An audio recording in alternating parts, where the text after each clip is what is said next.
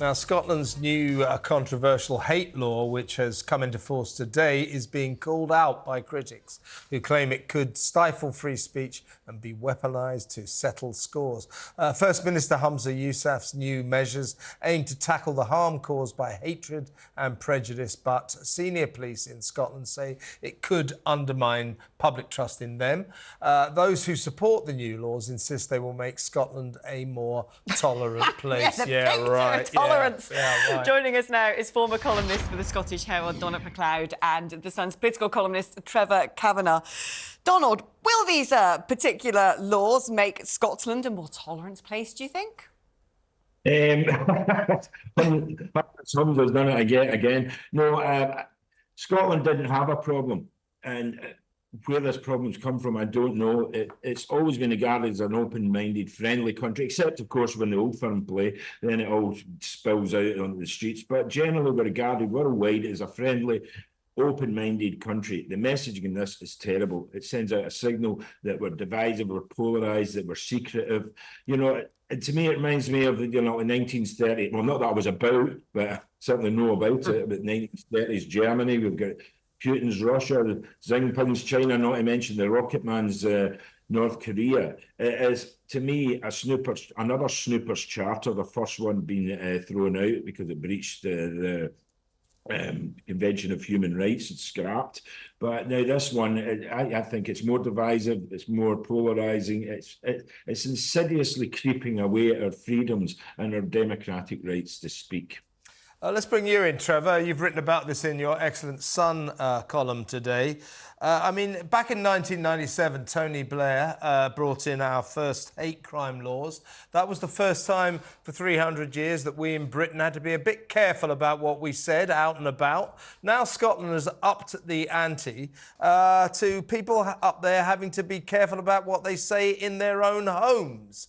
So if you say anything to me and I go to the police and say, Trevor Kavanagh has just committed a hate crime law against me, he's said these awful things, the cops say, why do you think that's a hate crime? Well, because I do. Yes, sir, we will go and arrest Mr. Kavanagh. I mean, it is sinister, isn't it?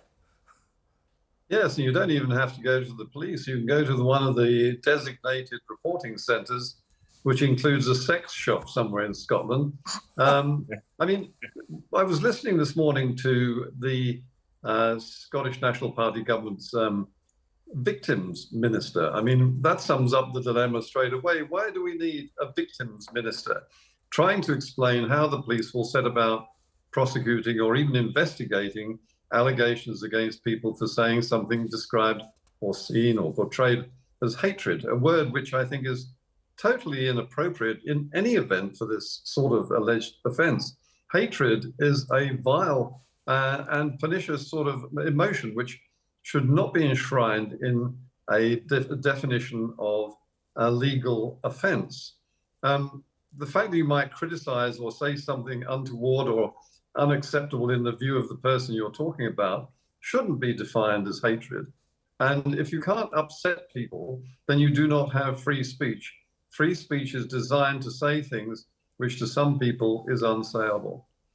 Yeah, Donald, as an active observer to some of the campaigns that have taken place over recent years regarding single-sex spaces, it seems to me, from the things I have witnessed firsthand, that women stand there saying, we don't particularly want a situation where a man can say he's a woman and access our changing rooms and toilets. All sorts of opportunists will do that. We don't want them in our sport, end of.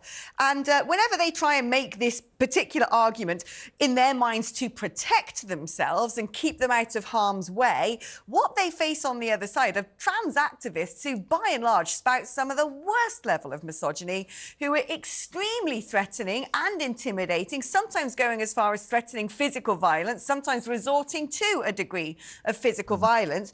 And yet this legislation says you cannot criticise if someone says they're the opposite sex to the one that they're born with, but it's perfectly fine to be a misogynist. Scotland's now become a very dangerous place for women, hasn't it? Well, I think it's not just women, you know, parents as well. But on the women thing, you've got to remember that the trans activists are a very, very small very vocal minority. And most people, they'll let them, spew their hatred or their bile. But it's really, I mean, there's more people in Scotland accept people for who they are than is made out here. And there is an awful lot of freedom and now that's getting taken away. I'm more worried about, the amount of bile and stuff that I come up with in the house, about ranting. I mean, the police would never be away from my door in that case.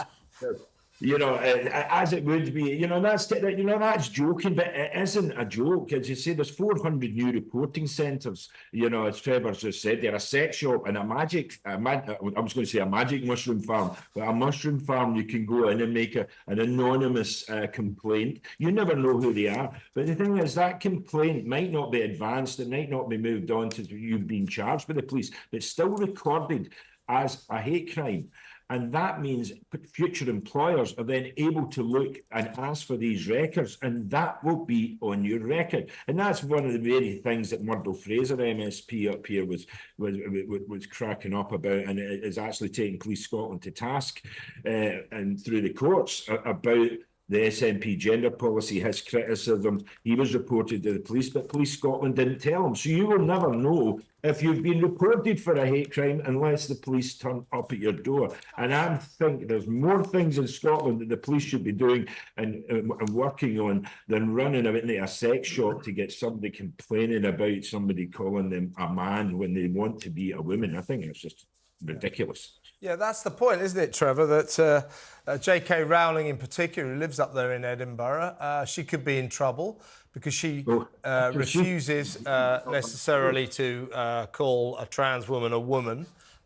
She says they're still a bloke, and she wants to say that. Now, down here in the south, in England, it has been decided that if I want to go up to a transgender, a trans woman, and say, as far as I'm concerned, you're a bloke in a dress, whether or not they've had the surgery, I am legally entitled to do that. That might be offensive, that might be rude, but it's not against the law. In Scotland, that is going to be against the law. It's going to be confusing, isn't it, travelling around Great Britain as you go from country to country, and we find out we have totally different laws that are imposed upon us.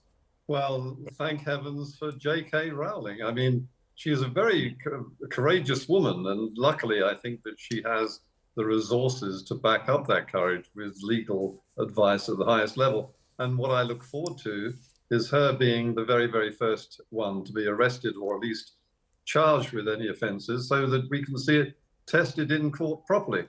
And I doubt if it's even possible to imagine, although in Scotland fantasies do actually exist, that she would be convicted. I think it would be the beginning and end of a stupid law. And Donald, where on earth did this come from? Because I don't think there's much of a mandate from democratic will to have such laws in place. How's it been received in Scotland? The newspapers going, yes, it's brilliant. What a positive, wonderful, shining, progressive day for Scotland.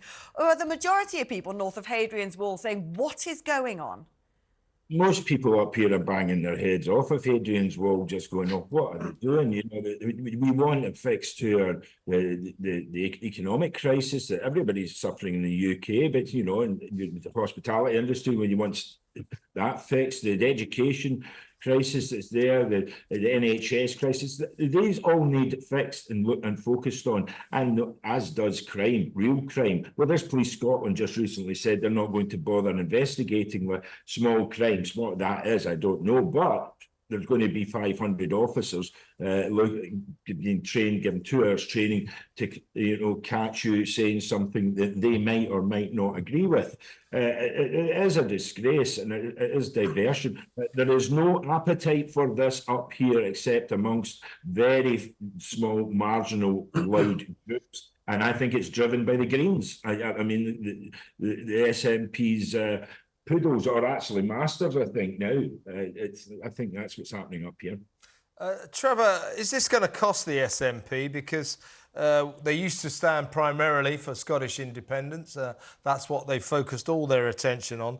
But through Nicola Sturgeon's regime, now Humza Yousaf, we found out that they're not just interested in Scottish independence, they're also interested in dingbat ideas like putting male rapists into female prisons, and now like kind of arresting people for what they say at their own dinner parties in their own houses. All of this nonsense, this extreme nonsense around their main mission for independence is costing them dear, and I suspect they may be facing some kind of existential crisis soon after the next election. What do you think? Well, I do, and I think that it's richly deserved. What is surprising to me, more than the fact that they are in a crisis now, is the fact that they have endured and survived for 17 years in office in Scotland. I mean, Scotland is famous worldwide for being canny. Canny Scots are the ones who who developed and launched upon the world the Enlightenment, the freedom of speech and free thought, the way of civic society being responsible for the welfare of its people. I mean, Scotland was an example that was set to the entire world at one point, and yet they have put up with what I can only regard as the barmy army of the Tartan Terror for 17 years, against all the odds and also against all common sense.